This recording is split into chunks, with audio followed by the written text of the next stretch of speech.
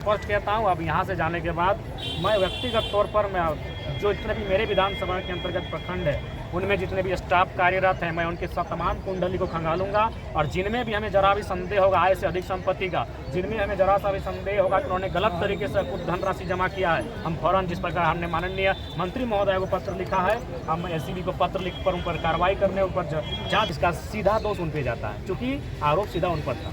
मानसिक प्रताड़ना का आरोप था, उनके साथ और 3 कर्मचारियों पे आरोप था और सीधा उन पे आरोप था। और चूंकि वो कह के आत्महत्या कर रहे हैं कि हम प्रखंड परिसर में ही आत्महत्या करेंगे, तो ऐसी पंचायत सचिव जो सिस्टम की लापरवाही से कहिए या फिर सिस्टम से तंग आकर के अपनी जान देने की कोशिश करता है, अभी वो जिंदगी मौत की लड़ाई लड़ रहा है रिम्स के ट्रॉमा सेंटर में। क्या हालत है अभी उसकी और क्या कुछ जो है देखिए सिचुएशन काफ़ी गंभीर क्रिटिकल कंडीशन में है। 1 घंटा पहले बोल जब तक सांसें हैं तब तक आस है, सांसें हैं यानी संघर्ष है। अभी चलते हम प्रार्थना करते हैं कि और कोई अनहोनी ना हो और वो स्वस्थ हो। हालांकि डॉक्टर ने बताया कि सिचुएशन कभी काफ़ी मतलब गंभीर है और ये कहीं ना कहीं सिस्टम की लापरवाही है और बिल्कुल संवेदनहीनता भी है। विशेषकर वीडियो महोदया जो वहाँ की है उनकी संवेदनहीनता है।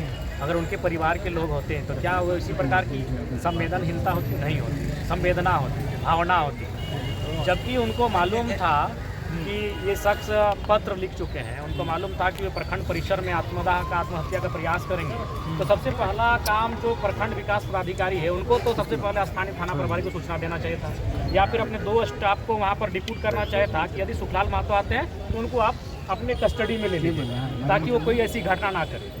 क्योंकि निसंदेह आत्महत्या करना भी एक अपराध है, तो उनको उस अपराध से रोकने के लिए पुलिस थी। आप प्रखंड विकास पदाधिकारी हैं, आप पुलिस को सूचना देते हैं, आपके कुछ ही कदम में वहाँ थाना है, आप थाना प्रभारी को सूचना देते हैं कि आप इनको कस्टडी में ले लें। यानी आप बिल्कुल वहाँ उन्होंने गैर जिम्मेदाराना हरकत किया। उन्होंने बिल्कुल अपना जो उनका मानवता था वो मानवता उनका कहीं नहीं दिखा। अगर वो मानवता जरा सा भी दिखाती तो आज ये स्थिति उनकी नहीं होती। बिल्कुल जब चूँकि कोई भी चूँकि वो सूचना दे के आत्महत्या करने जा रहा है, अगर मान के चलिए कोई व्यक्ति कल को अगर विधायक के आवास में अगर आत्महत्या करने आ रहा है तो जाहिर सी बात हम अपने समर्थकों को कहेंगे कि वो मेरे आवास तक ना पहुँचे, क्योंकि अगर वहाँ अनहोनी होगी तो हमको सवाल का जवाब देना होगा। हम तो पहला प्रयास करेंगे वहाँ तो वो पहुँचे ही ना, अगर वो दिखे तो उसको पकड़ के हम शांतिपूर्ण तरीके से कहीं बैठाएंगे। क्योंकि इंसान का माइंड एक पल के लिए डिस्टर्ब हो सकता है, हो सके 2-4 घंटे के बाद वो फिर ज़िंदगी के बारे में सोच लेता है, तो कुछ देर अगर हम पकड़ के बैठा लेते तो बिल्कुल ये चीज़ें वहाँ नहीं दिखी। यानी वीडियो को बिल्कुल भी संवेदना नहीं दिखी। उनकी संवेदना ना होने के कारण आज ये बहुत बड़ी घटना घटी है, जिस स्थिति में उनको वहाँ 2 प्रखंड कार्यालय के 2 सिपाही या फिर 2 स्टाफ को वहाँ डिप्यूट करना चाहिए था कि जैसे ही पंचायत सचिव सुखलाल महतो आएंगे उनको आप अपने कस्टडी में ले लें, या फिर उनको स्थानीय डुमरी थाना प्रभारी को सूचना देना चाहिए था कि अमुक शख्स जैसी आएगा आप उनको गिरफ्त में ले लें। 4 घंटा बैठा के रखते, 4 घंटा के बाद जाहिर सी बात है उनके दिमाग में परिवर्तन होता, लेकिन ये चीज़ें वहाँ नहीं दिखी। इसका मतलब ये स्पष्ट है कि जो लोग सरकारी पदों पर है, जिन लोगों पर इस राज्य को, इस देश को संवारने का जिम्मा है, वे लोग भी बिल्कुल घोर असंवेदनशील हो चुके हैं।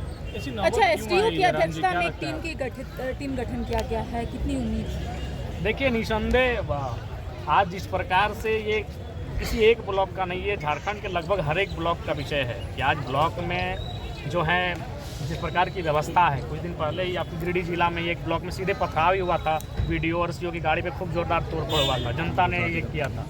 तो ये चीज़ें स्पष्ट कर रही हैं कि आज सरकार को, मैंने विधानसभा का जो बजट सत्र था उसमें भी मैंने कहा था कि जनता आपके बजट को नहीं समझ रही है कि आप कितना बजट दे रहे हैं, क्या नियम यहाँ बैठ के बना रहे हैं, कारा के लिए नियम बना रहे हैं या शिक्षा के लिए या स्वास्थ्य के लिए। जनता थाना को समझती है, जनता ब्लॉक को समझती है, जनता अंचल को समझती है। वहाँ अगर आप करप्शन को दूर कर लेते हैं, वहाँ अगर आप रिश्वत और घूसखोरी को दूर कर लेते हैं तो झारखंड को जनता स्वर्ग मानेगी। और मैंने चेताया भी था बजट सत्र के दौरान, लेकिन आज सरकार निरंकुश है, ब्लॉक पे वो निरंकुश है, आज थाना पे निरंकुश है, आज वो अंचल पे निरंकुश है। उसी का कारण है कि इस प्रकार की घटनाएं घट रही हैं और निसंदेह मैं तो अर्ज करने के लिए हम कहेंगे। जयराम जी, कौन सा मामला को लेकर उन्हें प्रताड़ित किया जाता है? देखिए जहाँ तक हमने थोड़ा सा, चूँकि हम भी आउट ऑफ स्टेट थे और हम सुबह ही आए हैं, तो जब हम आके जांच पड़ताल किए, मैंने जानने का प्रयास किया कि क्या मसला है, तो सामने आया चूँकि वह पंचायत सचिव हैं तो जो अबुआ आवास है, इंदिरा आवास है, प्रधानमंत्री आवास है, उन पर वो देख रेख करते हैं। तो बगल के जो रोजगार सेवक हैं और कुछ जो जिस पंचायत में थे वहाँ के जो मुखिया हैं पति, उनका शायद कोई संबंध था वो दबाव बना रहे थे किसी मतलब ऐसे व्यक्ति को आवास देने के लिए जिनका शायद अच्छा खासा 4 या 6 कमरा है। तो ये बुजुर्ग आदमी लोग थोड़ा सा पैसे लोभ का लालच बहुत कम करते हैं। इन्होंने स्पष्ट कह दिया कि ये प्रोटोकॉल का उल्लंघन है, उनका अच्छा खासा इनकम होता है, उनके पास ऑलरेडी पहले से आवास है। इस तरह के मामले आए और चूंकि एक मामला सामने जो आ रहा है ये आ रहा है कि वहाँ पर मतलब प्रखंड के लोग जो डाटा ऑपरेटर अपना बैठा के रखे हैं BDO CO, उन लोग क्या करता है कि इनडायरेक्ट रूप से एक उगाही करने का वो लोग काम करते हैं। तो उसमें इनको शायद प्रेशर बनाया जा रहा था, जैसा हमें सूचना मिली है। उसके बाद हमने तो स्पष्ट भाई जांच करने के लिए विभागीय मंत्री से बात किया है, उनसे टेलीफोनिक भी बात हुई है, उनसे निसंदेह अब देखते हैं, दूध का दूध और पानी का पानी होगा। लेकिन आज कम से कम इस लोकतांत्रिक मूल्यों को अगर बचा के रखना है तो कम से कम थाना, ब्लॉक, इन पर आम जनता की आस्था बनी रहे, उसके लिए अगर ब्लॉक परिसर में इतनी बड़ी घटना घटी है तो उस पर त्वरित कार्रवाई करनी चाहिए, जाँच करनी चाहिए और एक निष्कर्ष पे आना चाहिए। मुख्यमंत्री को पत्र लिखेंगे आप?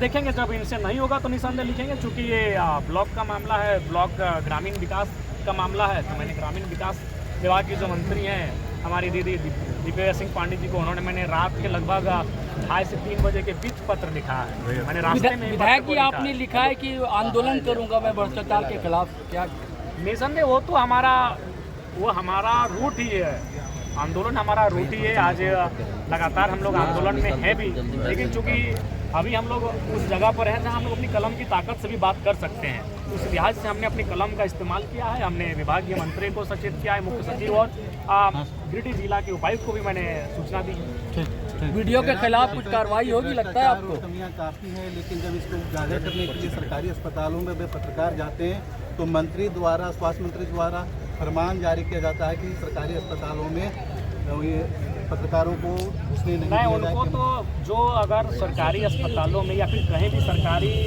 सिस्टम में अगर कोई पत्रकार जा रहे हैं या फिर कोई सोशल मीडिया में जिनका अच्छा पकड़ है, जो सामाजिक चीज़ों को दिखाते हैं, तो उनको उनका शुक्रिया करना चाहिए। सरकार को अपने आलोचकों का शुक्रिया करना चाहिए कि वो आलोचक उनकी आलोचनाएं वहाँ करती हैं जहाँ खामियाँ हैं और उनको उनकी खामियों को दुरुस्त करना चाहिए। तो मैं तो बार बार कहता हूँ, आलोचक आपके सबसे बड़े मित्र हैं। तो अगर मीडिया उनकी आलोचना करके उनकी खामियों को दिखा रही है तो उन्हें उनकी सराहना करनी चाहिए और अपनी खामियों को दुरुस्त करनी चाहिए। इरफान अंसारी ऐसा इरफान अंसारी जी जानते हैं, वो बड़े बोलते हैं, बोलकर ही मशहूर नहीं आ रहा आवाज, और बिल्कुल निसंदेह उन्हें अगर उन्होंने ऐसा कहा है तो ये दुर्भाग्य। झारखंड का स्वास्थ्य जो समिति है